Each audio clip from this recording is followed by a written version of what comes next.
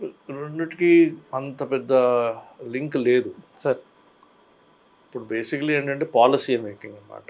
Sir. Policy మేకింగ్లో మనం ఇప్పుడు skills కావాలి అని మనం అనుకున్న తర్వాత సార్. స్కిల్ డెవలప్మెంట్కి ఎన్ని ఐటీఐలు ఉన్నాయి మీ ఊర్లో, సార్. మీ మండలంలో, మీ జిల్లాలో ఉన్నాయా లేవా? లేదు సార్. సో పాలసీ ఫెయిల్ అయింది కదా అక్కడ. అవును, అవును. సో యువకులకి మనం గైడెన్స్ ఇవ్వాలి. యువకులకి మనం ఉద్యోగరీత్యా వాళ్ళకు ఉద్యోగ అవకాశాలు వచ్చినప్పుడు వాళ్ళు గట్టిగా దాన్ని పట్టుకోవాలి ఉండాలంటే మన నైపుణ్యత కావాలి. ఓకే. మన నైపుణ్యత కావాలంటే ఐటీఐ కావాలి. ఐటీఐలో వీళ్ళు పోయి చేరాలి. అవును. ఎక్కడుంది? So this is where the government policy. Government policy ఏంటంటే ఇప్పుడు ఫర్ ఎగ్జాంపుల్ ఇంకోటి చెప్తాను నేను.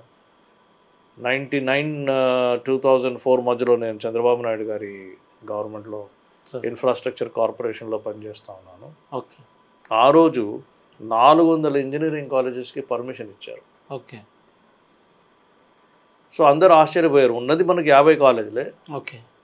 50 కాలేజీలు ఉండగా మళ్ళీ మీరు ఇంకా అదనపుగా 400 కాలేజ్ ఇస్తే అది ఏమైనా అర్థం ఉందా అని చాలామంది క్రిటిసైజ్ చేశారు. సార్. ఆ 400 ఇంజనీరింగ్ కాలేజీలు కొన్ని మూతపడ్డాయి కూడా, ఓకే. వైబిలిటీ లేకుండా, నో ప్రాబ్లం. ఓకే. సో 200 300 నడుస్తూ ఉన్నాయి. సార్. బట్ అప్పటి నుంచి ఇప్పటి వరకు మనం చూస్తే 2000 నుంచి 2024 or 25 వచ్చే సంవత్సరం వరకు చూస్తే ఎన్ని బ్యాచీలు సార్ ఇంజనీరింగ్ బ్యాచెస్ బయటకు వచ్చాయి, పాస్డ్ అవుట్ అవుతుంది. వాళ్ళందరూ ఇప్పుడు ఎక్కడున్నారు? ఓకే. సో మీరు కనీసం మీరు 400 కాలేజెస్ వేసుకున్నా, ఒక్కొక్క కాలేజ్లో 1000 సీట్స్ పర్ ఎవ్రీ ఇయర్ తీసుకున్నా, పోనీ 500 తీసుకోండి, 400 into 500 seats every year. Okay కదా, దట్ విల్ బి అబౌట్ 20,000. ఆ 20,000 గత 20 సంవత్సరాల్లో 20,000 into 20 400,000 కదా, అంటే నియర్ బై 4 lakhs. ఈ 4 లక్షల మందిని ఇంజనీర్లు మనం ప్రొడ్యూస్ చేసాం కదా. ఈ 4 లక్షల మంది ఇంజనీర్లు ఎక్కడున్నారు?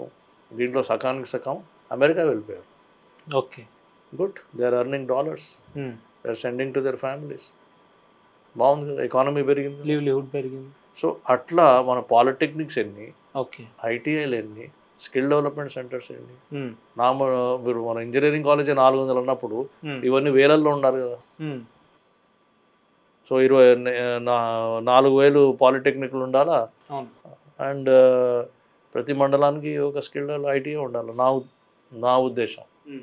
సార్, మీరు సార్వత్రిక ఎన్నికల సమయంలో ప్రచార నేపథ్యంలో నాకు తెలిసి మీ సెగ్మెంట్లు అన్నీ కూడా సభలు సమావేశాల పేర్ల మీద అన్ని మీటింగ్స్ అటెండ్ చేశారు కదా.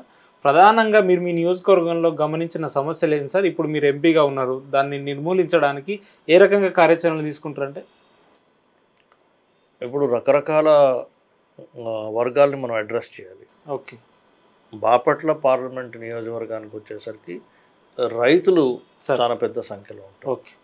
సో రైతులకు ఉన్న ఇష్యూస్ ఉన్నాయి. Okay. Irrigation supply, suppose Polavaram project నీళ్లు రావడం, ఆ తర్వాత కృష్ణా కెనాల్లో నీళ్లు ఉంటాయి, ఆ నీళ్లు టేలెండ్ విలేజెస్కి పోకపోవడం, అది చేయించడం. తర్వాత సముద్ర తీరంతో ఉప్పు నీరు ఉంటాయి, దాన్ని ఎట్లా సాల్వ్ చేయాలి సో దట్ వాళ్ళకి రెండో పంట కానీ పంటలు పెరగడం అనేది. సో ఫస్ట్ ఇష్యూ వచ్చేసి రైతుకి సంబంధించిన ఇష్యూ. ఓకే. రెండవది వచ్చేసరికి ఇందాక మనం అనుకున్నట్టు స్కిల్ డెవలప్మెంట్ చేసి ఎంప్లాయ్మెంట్ ఎలా పెంచాలి, రెండవది.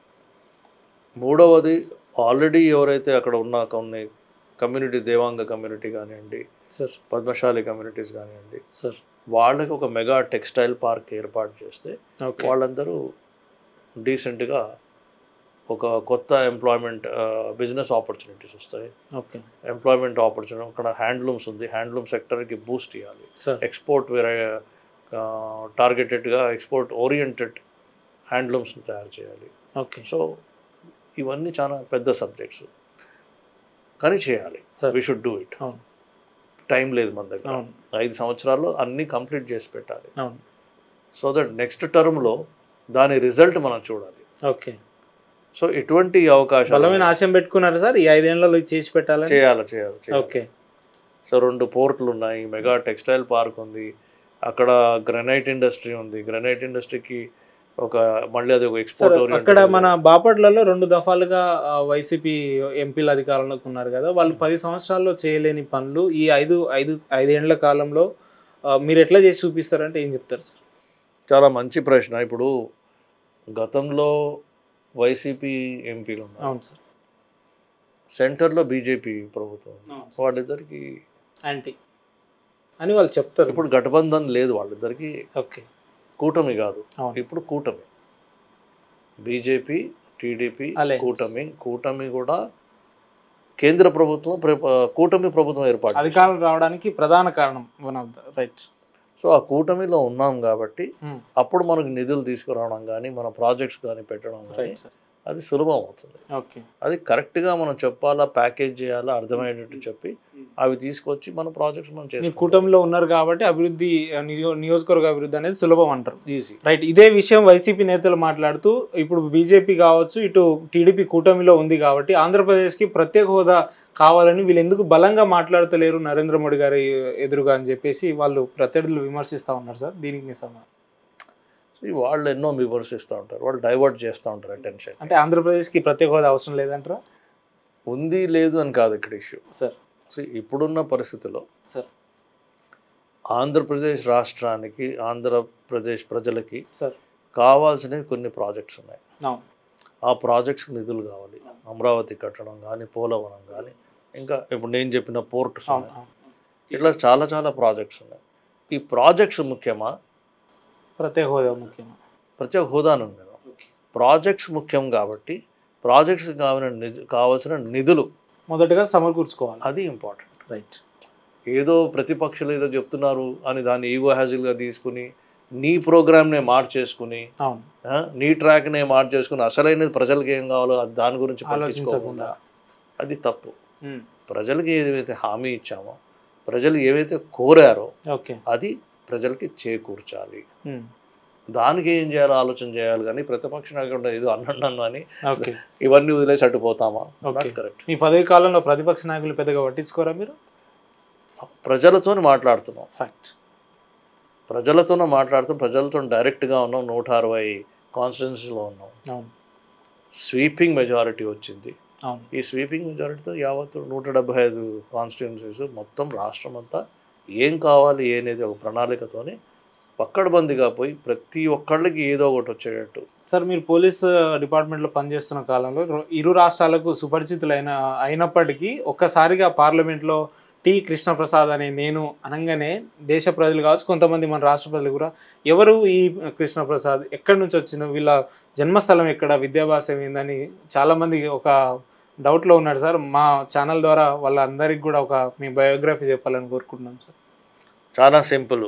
ఇప్పుడు మా తల్లిదండ్రులు ఈస్ట్ గోదావరి జిల్లాలో సార్ అక్కడ పుట్టి స్కూల్ టీచర్లు.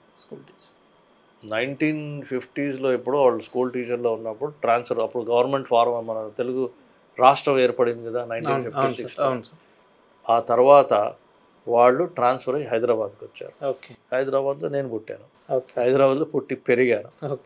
అక్కడ కాన్వెంట్ స్కూల్లో చదివాను. హైదరాబాద్లో ఎక్కడ సార్? లిటిల్ ఫ్లవర్ హై స్కూల్లో చదివాను. Uppal little flower. ఇప్పుడు అది ముందు హ్యాబిట్స్లో ఉండేది. రైట్.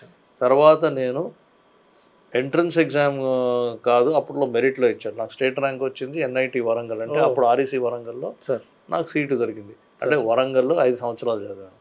ఆ తర్వాత మళ్ళీ MBA IIM అహ్మదాబాద్. IIM అహ్మదాబాద్కి పోయి మొత్తం దేశంలో అతి కష్టమైన ఎగ్జామినేషన్ CAT ఎగ్జామ్ రాసి IIM అహ్మదాబాద్లో సీటు సంపాదించుకుని అక్కడ MBA చేశాను. ఆ తర్వాత IPS రాసా, 1 సంవత్సరం పనిచేసిన తర్వాత. IPS వచ్చిన తర్వాత ర్యాంక్ బట్టి, మెరిట్ బట్టి ఆంధ్రప్రదేశ్ కాడర్, అంటే అప్పుడు 1986లో ఉమ్మడి రాష్ట్రానికి అలాట్ చేశారు. అన్ని జిల్లాలు పని చేసుకుంటూ వచ్చాను. వరంగల్లో పనిచేశాను DIGగా, గుంటూరులో చేశాను, విజయవాడలో చేశాను, నెల్లూరులో చేశాను, మొత్తం తిరిగాను. సో నన్ను మీరు ఇప్పుడు నేను మిమ్మల్ని అడుగుతాను, నేను ఏ రాష్ట్రం చెప్పడానికి కొంచెం సందిగ్ధమే సార్. ఇది సందిగ్ధం కాదు, నేను భారతీయుడిని. First of all Indian. నేను భారతీయుడిని. ఒక IPS ఆఫీసర్గా, ఒక IAS ఆఫీసర్గా నీవు నాగాలాండ్కి వేసినా అక్కడ పోయి పని చేయాల్సిందే. నీకు జమ్మూ అండ్ కాశ్మీర్ వేసినా నువ్వు అక్కడ పోయి పని చేయాల్సిందే. అక్కడ పోయి నువ్వు మాటికి నేను ఆంధ్ర తెలంగాణ అనుకుంటే ఏమైనా అర్థం ఉందా? You are all India service officer. So you behave like an all India service person. Not like local people. Not correct. Okay. Be national, one nation, nation first. Right. దిగ్విజయంగా మీ పదవి కాలం పూర్తి చేసుకున్న తర్వాత ఎందుకు సార్ ఈ ప్రత్యేక రాజకీయాల్లోకి రావాలి అని ఎందుకు అనిపించింది సార్? ఆ సందర్భాలు ఏంటి? డెవలప్మెంట్ బేసిక్లీ ప్రజలకి సేవ చేయాలి. ఓకే. నేను రిటైర్ అయిన తర్వాత కూడా నేను ఫౌండేషన్ పెట్టి పనిచేశాను. ఓకే చాలా పెద్ద ఎత్తున పనిచేశాను. సార్. కోవిడ్ వచ్చినప్పుడు సార్. అమెరికన్ ఇండియా ఫౌండేషన్తో నేను కలిసి సార్. ఆ రోజు మీకు గుర్తుంటే ఆక్సిజన్ లేక సార్. పిట్టలలాగా పడిపోయి చనిపోయేవాళ్ళు. అవును సార్.